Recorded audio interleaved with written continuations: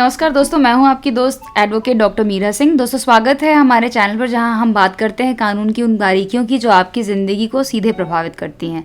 पति पत्नी के बीच दखल का पर हट जाना, दिल्ली हाईकोर्ट का बड़ा फैसला। दोस्तों, आज हम बात कर रहे हैं दिल्ली हाईकोर्ट के एक अनोखे दिलचस्प फैसले की जो शादीशुदा रिश्तों और सिविल सूट से जुड़ा है। मामला ये है कि कोर्ट ने कहा है कि अगर कोई पत्नी अपने पति के लवर यानी प्रेमिका पर ही आरोप लगाती है कि उसने जानबूझकर उसकी शादीशुदा जिंदगी पर दखल देकर रिश्तों को तोड़ा, तो पत्नी एलिनेशन ऑफ अफेक्शन के आधार पर डैमेजेस यानी हर्जाने की मांग करते हुए सिविल कोर्ट में केस कर सकती है। दिल्ली हाईकोर्ट ने साफ कहा कि ऐसा सिविल एक्शन सिर्फ फैमिली कोर्ट तक सीमित नहीं है, बल्कि सिविल कोर्ट में पूरी तरह मेंटेनेबल है। कोर्ट ने इस केस में 3 जरूरी शर्तें गिनाई जिनको साबित करने पर पत्नी को राहत मिल सकती है।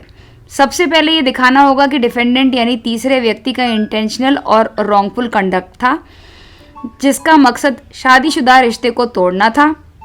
दूसरा, उस आचरण और वैवाहिक रिश्ते में आए टुटाव के बीच क्लियर कॉजेशन यानी सीधा कारण साबित होना चाहिए। और तीसरा, पत्नी को हुए लीगल कॉग्निजेबल इंजरी और लॉस को तर्कसंगत तरीके से आंका जा सके। कोर्ट ने कहा कि पति या पत्नी को अपने मैरिटल कंसोर्शियम, इंटीमेसी और कंपेनियनशिप पर प्रोटेक्टेबल इंटरेस्ट होता है, यानी किसी तीसरे व्यक्ति का ये कानूनी कर्तव्य है कि वो जानबूझकर शादीशुदा रिश्ते को तोड़ने की कोशिश ना करे। हालांकि कोर्ट ने ये भी स्पष्ट किया कि हर व्यक्ति को अपनी पर्सनल लिबर्टी और चॉइस का अधिकार है। अगर पति या पत्नी की तरफ से रिश्ता पूरी तरह स्वेच्छा से बना है और किसी का इन्फ्लुएंस नहीं है, तो तीसरे पक्ष पर लायबिलिटी नहीं डाली जा सकती। इस केस में एक शादीशुदा महिला ने आरोप लगाया था कि उसके पति की प्रेमिका ने जानबूझकर उसके पति के स्नेह अफेक्शन को उससे दूर कर दिया, जिसके कारण उसका वैवाहिक रिश्ता टूट गया और पति ने तलाक की अर्जी भी दे दी।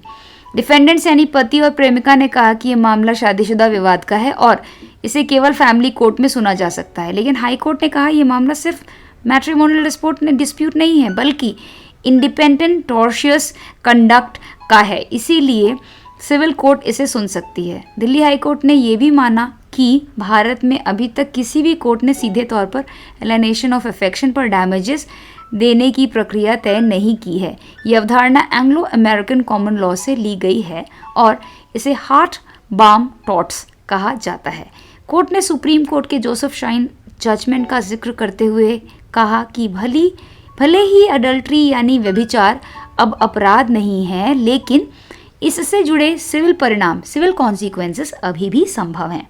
यानी साफ है, अगर कोई तीसरा व्यक्ति किसी शादीशुदा जोड़े के बीच जानबूझकर दरार डालता है, तो उसके खिलाफ भारत में भी सिविल डैमेजेस क्लेम दायर किया जा सकता है। इस चैनल पर प्रदान की गई सभी जानकारी केवल शैक्षिक और सामान्य जानकारी के उद्देश्य से है। ये किसी भी प्रकार की कानूनी सलाह, लीगल एडवाइस का विकल्प नहीं है।